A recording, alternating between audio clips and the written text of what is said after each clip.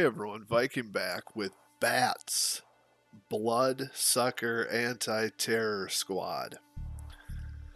This little cutscene here is at the beginning of the game.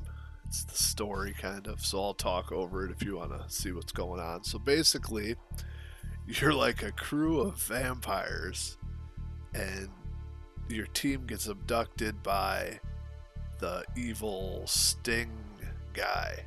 It reminds me a lot of G.I. Joe, like Cobra, you know? So Sting is a terror organization like Cobra. That's what I get the vibe from. But you set out to rescue your teammates as Count Bloodvein. And there's 5 different playable characters in this game. The squad is 6, including this little pink bat ball looking thing, Kirby looking guy right here, but you don't get to play as him. He's like your shield pickup. Yeah, bats. So we'll start out with Count Bloodvein, do a little gameplay. I'm going to go through all the characters so you can kind of see what they look like in the game. But this was a fun little 2D platformer in the vein of like, I've seen people compare it to Broforce. Here's your little vampire power. When you collect enough blood, each character has their own little thing. So Count Bloodvein turns into a wolf. I think that's a wolf. It looks kind of like a panther, but I'm pretty sure it's a wolf. And then he can run around and claw through all the enemies. So yeah, you collect the blood, and then each of the vampires have special characteristics. So that's kind of cool. It adds a little bit of varied gameplay. You can also punch, and if you hit down an attack, you can rip off, like do fatalities. You can rip off their head and then use it as a projectile. So I don't know if you'll see it here in the gameplay, but that's also a move. So he's like a melee guy. He also has an evade, where if you hit the circle button, there's attack, jump, and then circle. Count Bloodvein has an evade, which goes through enemies' attacks, and then you get behind them and you can punch them. But I guess it's kind of reminiscent of, you know, the action platformers. Not people have compared it to Broforce. I think the only thing that's the same about Broforce is that it's kind of poking fun at like 80s cartoons. I think that's the vibe I get from this, like Gargoyles, G.I. Joe, and some of those Saturday morning cartoons that I and probably some of you grew up with. And then there's blood. So, I mean, Broforce has blood. There's traps and stuff. But other than that, there's not very many similarities to Broforce. So, yeah, see, I have a head in my hand right there, and you can throw it after you do the little move. But you basically progress through the levels at this Sting headquarters and take out the henchmen and then have boss fights. There's 5 levels.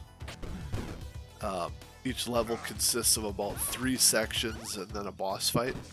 So it's usually the first section's pretty short and gets you acquainted to the traps you're going to be facing, and then it kind of ramps up. So here I'm at the first boss. Scorpion Supreme. And you'll see my teammates up there in cages.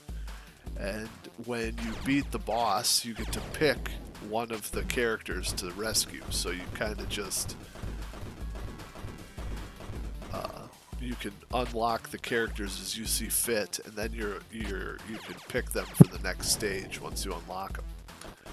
But it was pretty enjoyable once you get the boss patterns down. So this game seems kind of hard, but it's not really once you kind of get used to it. It's not hard like, you know, Broforce one hit kill. Your life bar is the blood meter, so every time you get hit, you lose blood. And as long as you have some blood, you'll stay alive. And you get the blood from, you know, taking out the enemies and picking up the little blood pickups. This hammer on here. I think Bloodvein is one of the better characters. He seems to have the most balance, I think. but we'll get into the other characters so you can see what they're like. And he's the boss. He's the main guy, if you will. So I unlock Rick Ghastly, and he's a projectile guy. He has a gun, a 2-shot gun, and then his special power is the minigun. So here I'm playing something with have his special, and I'm running through. I got the shield power up, little pink guy. So once you get his power up, he can just mow through the enemies and get through the stages fast. But he only has a 2-shot thing, so if you have a melee guy run up to you, you're in rough shape if you need to reload. So everybody has their drawbacks, which I do like. And it's just fun to have the option to have different play styles. This was just a little funny section, I thought. You're running through the shower room under disguise. So this is Sergeant Saber. And this guy reminded me of Blade a lot from the Blade movies, with his sword and his appearance that is reminiscent of Wesley Snipes in Blade. And I never tried out his vampire power. It's called Blade Spin, so I don't know if it's a projectile or if he just spins and spins while you cut through the enemies, but I never did get a chance to try it out. But I thought he was a pretty good character. I liked his sword work and stuff.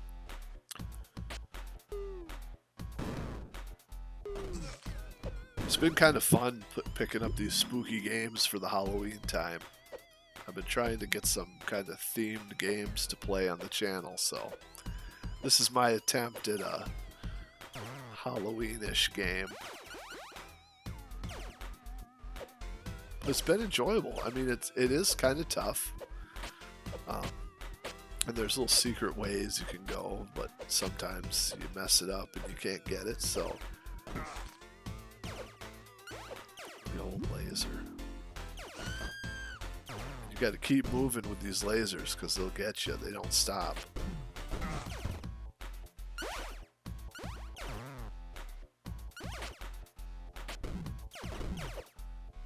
Yeah, Sergeant Saber was one of my top favorite ones that I thought as I played through. So here we have Nosferatu. He's like, the classic Nosferatu creepy looking vampire.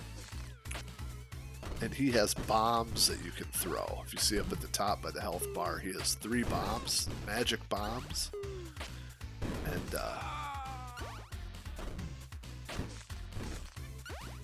that's his special power. And he has kind of not like ninja kicks, kind of some ninja moves. He's kind of a little creepy guy. He's wearing like a diaper.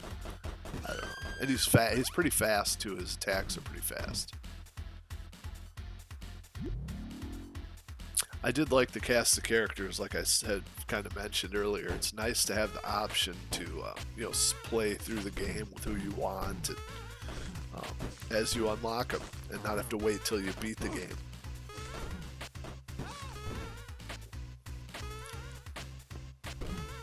So here there's fire traps that are chasing me through the levels, so it's like kind of a speed run type deal. These stinking robot heads were pain.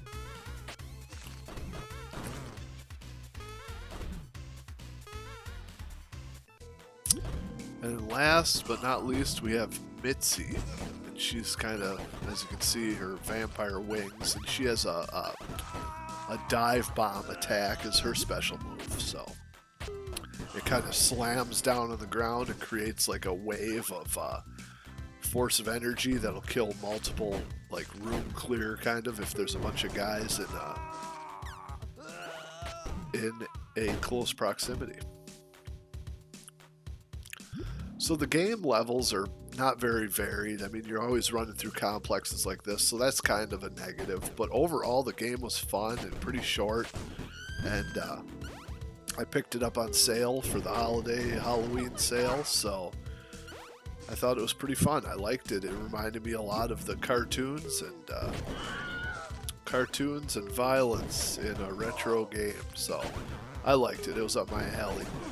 I'll probably wind the video down here. Hope you guys enjoyed it.